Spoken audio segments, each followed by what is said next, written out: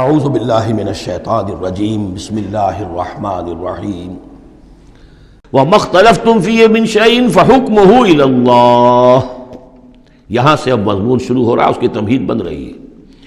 تمہارے مابین جو بھی اختلاف ہو اس کے فیصلے کا حق اللہ کے پاس ہے۔ حاکم وہ ہے، اس کے لیے ہے حاکمیت، sovereignty belongs to him and him alone۔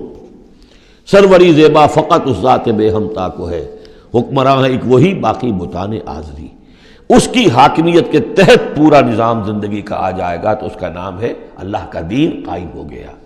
توحید بالفعل اس پورے نظام میں قائم ہو گئی، ایک اللہ کی حکومت، ایک اللہ کی مرضی، ایک اللہ کا قانون۔ ذالکم اللہ ربی علیہ توکل، تو وہ ہے اللہ میرا رب، اس پر میں نے توکل کیا ہے۔ وَإِلَيْهِ أُنِيبُ، اور اسی کی طرف میرا رجوع کرنا ہے۔ فاطر السماوات والارض، وہ آسمانوں اور زمین کا پیدا فرمانے والا ہے۔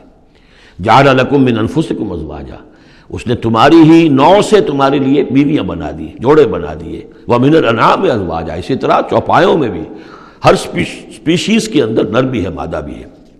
یذرؤکم فیہ، اسی سے وہ تمہاری افزائش کرتا ہے، افزائش نسل، اسی سے تمہیں پھیلاتا ہے۔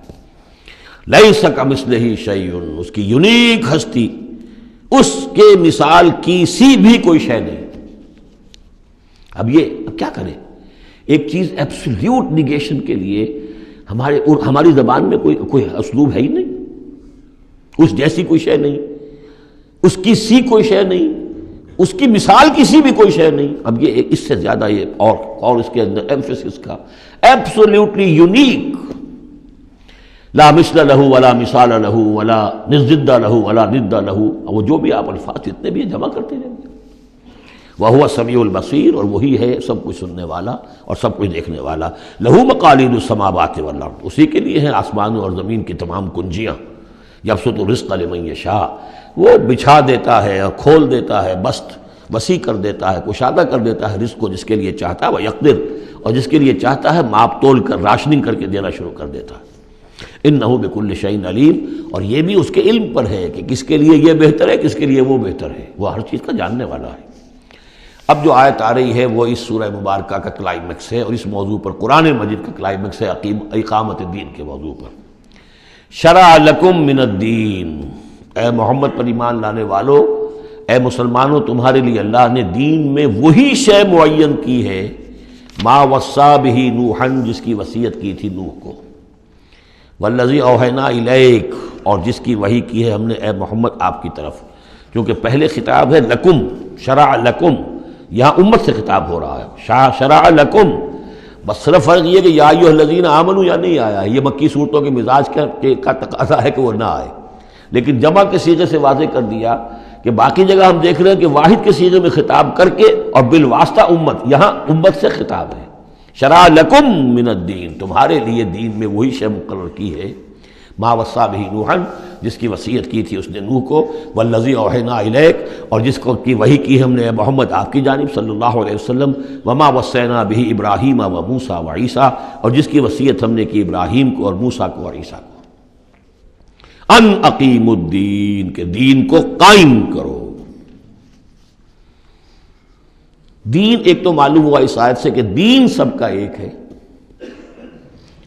دین نوح کا اور حضور کا اور ابراہیم کا اور موسیٰ کا، عیسیٰ کا علیہم الصلاۃ والسلام ایک ہی ہے، دین تو ایک ہی ہے۔ ان ھذہ امتکم امۃ واحدۃ وانا ربکم فاعبدون، دین تو ایک ہی ہے، شریعتیں مختلف ہیں لیکن دین کو قائم کرو۔ موسیٰ کے دور میں ان پر یہ فرض تھا کہ دین کو قائم کرو، اس کے لیے لڑو، جاؤ، جنگ کرو، اور اس خطہ زمین کو حاصل کرو جس پر اللہ کا دین قائم کر سکو۔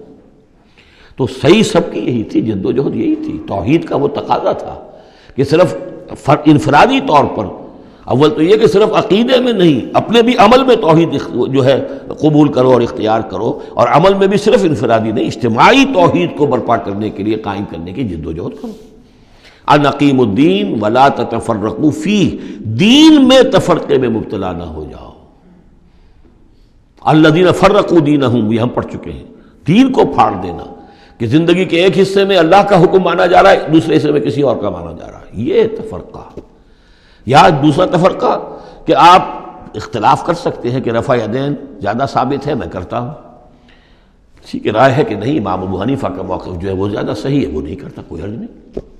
لیکن دین میں دین ایک ہے، دلیل ہوگی اللہ اور اس کے رسول کی، دین میں فرق نہیں ہے۔ وہ تو چاہے حنفی ہیں، مالکی ہیں، شافعی ہیں، حنبلی ہیں، سلفی ہیں، دین تو سب کا ایک ہے، اسلام۔ اسی طرح شریعت موسوی اور بھی کسی اور کی ہوگی، شریعت محمدی، دین سب کا ایک۔ اس میں تفرقہ نہیں ہونا چاہیے، دین کو قائم کرنے کی جد و جہد کرو، ولا تتفرقوا فی، دین میں تفرقہ نہ ہو۔ یہ ہے وہ اقامت دین کی فرضیت۔ اس میں چونکہ عام طور پر ترجمہ جو ہے شاید آپ کے پاس بھی ہو تو قائم رکھو دین کو کر دیا گیا ہے، وہ بھی صحیح ہے۔ دو ہی سچویشن ممکن ہے، یا تو دین قائم ہے تو اسے قائم رکھو، صحیح ہے۔ خیمہ اگر کھڑا ہے تو کھڑا رکھا جائے گا کہ آندھی آ رہی ہے تو آپ اس کی رسیوں کو پکڑ رہے ہیں، اس کے بانسوں کو پکڑ کر کھڑے ہو رہے ہیں تاکہ خیمہ گر نہ جائے، اس کو قائم رکھو۔ خیمہ گر گیا تو کھڑا کرو، اب اثر نو سے آپ ریکٹ کریں گے۔ تو یہ دونوں ترجمے بالکل صحیح ہیں، قائم کرو، قائم رکھو، قائم ہے تو قائم کرو، قائم نہیں ہے تو رکھو، اور قائم نہیں ہے تو قائم کرو۔ ان اقیموا الدین ولا تتفرقوا فیہ کبر علی المشرکین ما تدعوہم الیہ، بہت بھاری ہے یہ مشرکین پر بات جس کی طرف اے نبی آپ ان کو بلا رہے ہیں۔ انہوں نے تو زندگی تقسیم کی ہوئی ہے، جو خدا کا ہے وہ خدا کو دو، اور جو قیصر کا ہے وہ قیصر کو دو، حکومت کا ہے وہ حکومت کو دو، اور جو مولوی کا حق ہے وہ مولوی کو دو۔ اب یہ تقسیم ہے جس پر دنیا چل رہی ہے، اور اس پر اگر فرض کیجئے علماء بھی راضی ہو گئے، ٹھیک ہے، ہمیں تو جو کچھ ہے وہ مل ہی رہا ہے نا، تو وہ تو پھر گویا کہ اس دین کی طرف ہی ہو گئی۔ جس نے اس تقسیم کے اوپر اپنے دل کو مطمئن کر لیا، جس نے ریکنسائل کر لیا ذہناً اپنے آپ کو اس تقسیم کے ساتھ، اس کا پھر اللہ سے کوئی تعلق نہیں۔ کبر علی المشرکین ما تدعوہم، اسی وجہ سے آتا ہے نا دو جگہ، اور ایک دفعہ تو ہم پڑھ چکے ہیں سورہ توبہ کے اندر، هو الذی ارسل رسولہ بالہدی ودین الحق لیظہرہ علی الدین کلہ ولو کرہ المشرکون، چاہے یہ مشرکوں کو کتنا ہی ناگوار ہو، لیکن اللہ نے محمد کو بھیجا ہی اس لیے ہے تاکہ وہ دین کو پورے کے پورے نظام زندگی پر غالب کرے، چاہے مشرکوں کو کتنا ناگوار ہو، مشرک تو پسند نہیں کرے گا اس کو۔ اللہ یجتبی الیہ من یشاء، اللہ جس کو چاہتا ہے اپنی طرف کھینچ لیتا ہے، وَيَهْدِي إِلَيْهِ مَن يُنِيبُ، اور جو خود رجوع کرتا ہے اس سے وعدہ ہے اس کا کہ ہدایت دے گا۔ یہ اللہ کی شان ہے، اللہ کسی کو راہ چلتے کو بلا لیتا ہے۔ اس کو صوفیہ کہتے ہیں سالک مجذوب اور مجذوب سالک۔ کچھ لوگ ایسے ہوتے ہیں کہ جو بڑی محنت کرتے ہیں، مشقت کرتے ہیں، سلوک طے کر رہے ہیں، روحانی منزلیں طے کر رہے ہیں، پھر کہیں جا کر وہ ایسی جگہ پر پہنچے کہ وہ کہہ سکتے ہیں کہ ہاں آپ کسی مقام پر آ گئے ہیں، اللہ کا کوئی قرب حاصل ہو گیا۔ ایک وہ ہوتے ہیں جنہیں اللہ پہلے کھینچ کے اپنے قریب کر لیتا ہے پہلے، اور پھر وہ سلوک طے کرتے ہیں، تو کچھ لوگ اس قسم کے ہوتے ہیں۔ صدیقین جو ہیں وہ سالک مجذوب ہیں، شہداء جو ہیں وہ مجذوب سالک ہیں، کھینچ لیا حضرت عمر کو اللہ تعالیٰ نے۔ ان کے اپنے مزاج کی وہ کیفیت تھی نہیں، ان کو بالکل مزاج ہی اور تھا، ان کی دلچسپی ہی اور تھی، وہ تو کھینچ لیا۔ صدق اللہ العظیم۔